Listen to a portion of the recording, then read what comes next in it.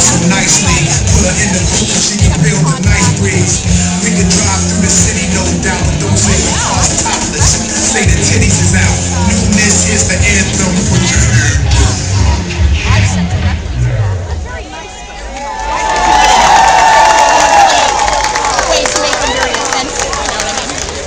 Give it up, Mr. Shepard Fairey in the house right here. See no evil art show. You guys have a good time out there. I feel the love here tonight, man. We got a bunch of amazing artists donating their artwork. 100% of the profits going to the Sea Shepherd Conservation Society. And I got my man right here, Paul Watson. Give it up.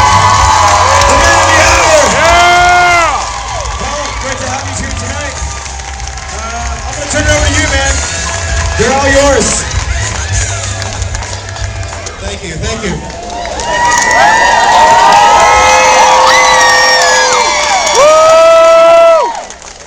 Well, this is the third See No Evil event, and it gets bigger every year. And thank you to everybody who's helped put this on, and it's a great source of support for our campaigns, and we need all the help we can get. We're about to go in a couple of months down for our 6th campaign down to the waters off of the coast of Antarctica to the Southern Ocean. And this will be, every year we've cost the Japanese whaling fleet their profits. Yeah! As we said from the beginning, our objective is to sink the Japanese whaling fleet economically. I think we're going to do it. This year we were able to save 305 whales out of their quota, and they had to extend their season 2 weeks to get that.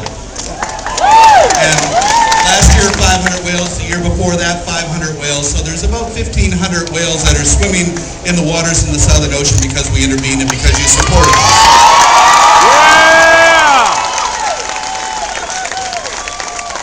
You know, we get called a lot of names for what we're doing. You know, we're eco-terrorists and pirates.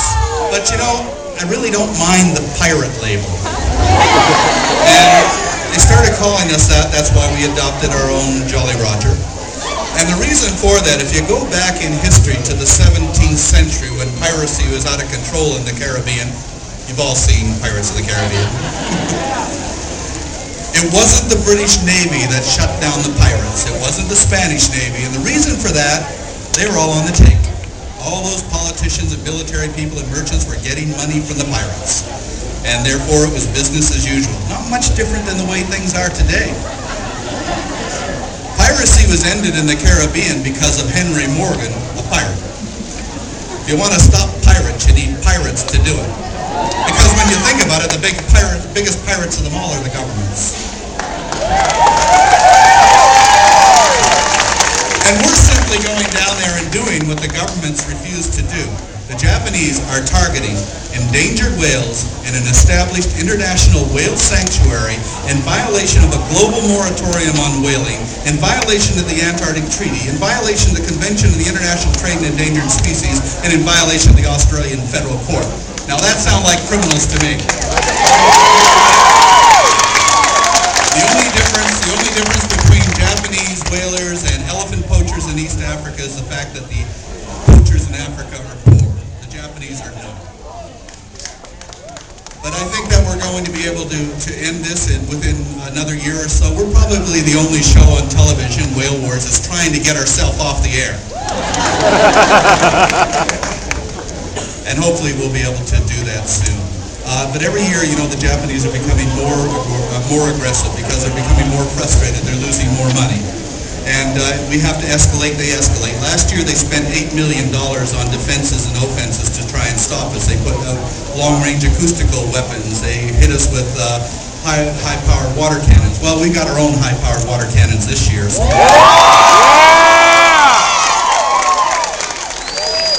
we have our own acoustical weapons.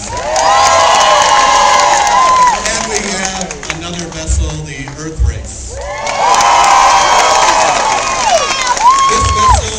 This is the kind of boat that Batman would run. It looks like a spaceship, but does 55 knots and set the world record last year for going around the globe in 60 days. And we need a boat that can intercept the harpooners, and this one is it. So we're going to be able to...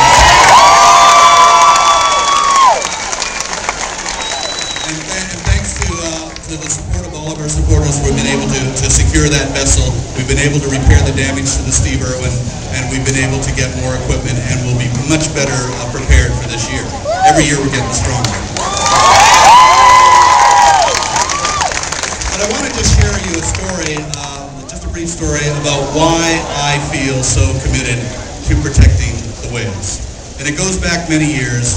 I was one of the co-founders of the Greenpeace Foundation originally, and we came up with this idea in 1974 to go save the whales.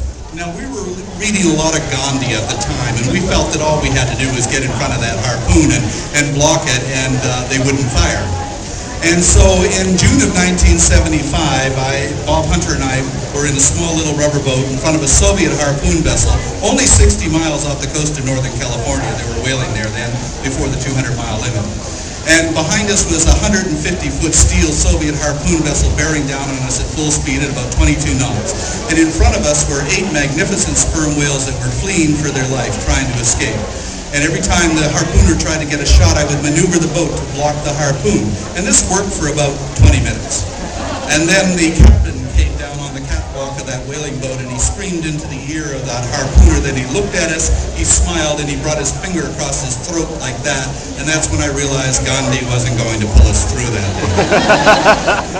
And a few moments later, there's this incredible explosion, and this 150-pound grenade harpoon flew over our head and slammed into the backside of one of the whales in front of us, and she screamed. It was a very human-like scream. She rolled on her side in a fountain of blood, and suddenly the largest whale in this pod of sperm whales slapped the water with his tail and disappeared beneath the surface. And he swam directly underneath of us and threw himself at the bow of that Soviet harpoon vessel to protect his pod. And they had quickly loaded a second harpoon unattached, and at point-blank range, the harpooner pulled that trigger, and the harpoon struck that whale in the head. And he screamed and fell back in incredible agony, thrashing about on the surface, only about 20, 30 feet from us. And as he rolled about on the surface in his own blood, I caught his eye. And he looked right at us, and then he dove. I saw a trail of bloody bubbles coming at us real fast underwater, and he came up and out of the water, towering over our little inflatable. The next move was to come forward and fall on top of us, to crush us. And as I watched, his eye rose up out of the water right beside me, so close I could have reached up and circled my fingers around a 6-inch tooth in his lower jaw. That's how close he was. I looked into that eye, and what I saw in that eye changed my life forever, because I saw understanding. He understood what we were trying to do, because I could see the incredible movement of his muscles as he pulled himself back. Instead of coming forward and crushing us, he deliberately pulled himself back. I saw him begin to sink into the sea. I saw his eye disappear beneath the surface, and he died. He could have killed us. He chose not to do so. And I saw something else in that eye, too. Pity. Not for himself, but for us. That we could commit such an act of blasphemy, that we could take life so thoughtlessly. And I began to think, why are we killing these whales? The Russians were killing whales for spermaceti oil, which is used for high heat-resistant lubricating oil for machines. And one of the pieces of machinery they were using it in was the manufacture of intercontinental ballistic missiles. And I said, here we are destroying this beautiful, intelligent, socially complex creature for the purpose of making a weapon meant for the mass extermination of human beings. And that's when it occurred to me, we must be insane. And from that moment on, I said, I do what I do for the whales.